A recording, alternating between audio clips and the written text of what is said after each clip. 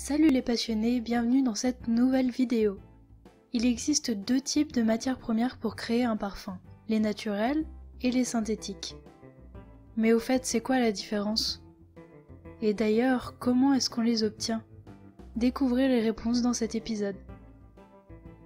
Dans cette première partie, nous allons voir la différence entre matières premières synthétiques et matières premières naturelles. Les matières premières naturelles sont obtenues à partir de l'extraction d'une matière végétale ou animale. Les matières premières animales sont obtenues à partir de matières fabriquées ou sécrétées par un animal, comme par exemple la cire d'abeille. Et les matières végétales, ce sont toutes les autres. On peut utiliser aussi bien des plantes entières que des fleurs, des écorces ou même des racines. Il existe plusieurs types de matières premières naturelles qui correspondent à la façon dont elles ont été extraites. Une même matière pourrait être extraite de plusieurs manières et donc donner plusieurs types.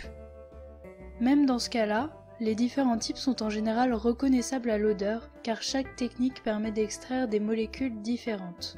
Donc si pour une même plante, les molécules extraites sont différentes, alors l'odeur sera différente aussi. Ces différentes extractions seront présentées dans la partie 2 de cet épisode. On retrouve donc différents types, les huiles essentielles, les concrètes, les résinoïdes et les pommades florales. À partir de ces trois extraits, on obtient les absolus, ensuite les extraits CO2, mais aussi des molécules. En effet, on peut extraire aussi des molécules d'une matière première naturelle. Ces molécules sont alors considérées comme naturelles elles aussi. Il peut donc exister une version synthétique et une version naturelle d'une même molécule.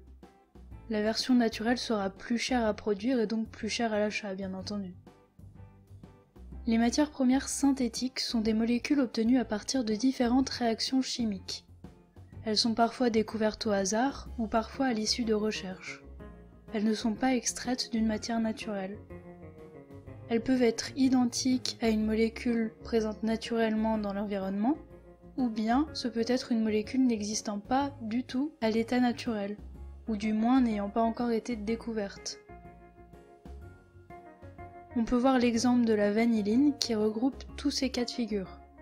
En effet, on peut extraire une molécule dans les gousses de vanille, la vanilline, qui peut aussi être synthétisée de plusieurs façons. Par exemple à partir de l'eugénol, qui est une autre molécule contenue dans le clou de girofle.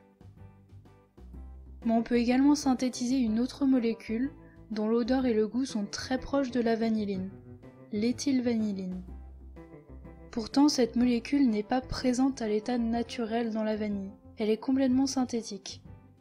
Au passage, on peut voir que les structures des deux molécules sont très proches. Il y a seulement un groupement en plus pour l'éthylvanilline.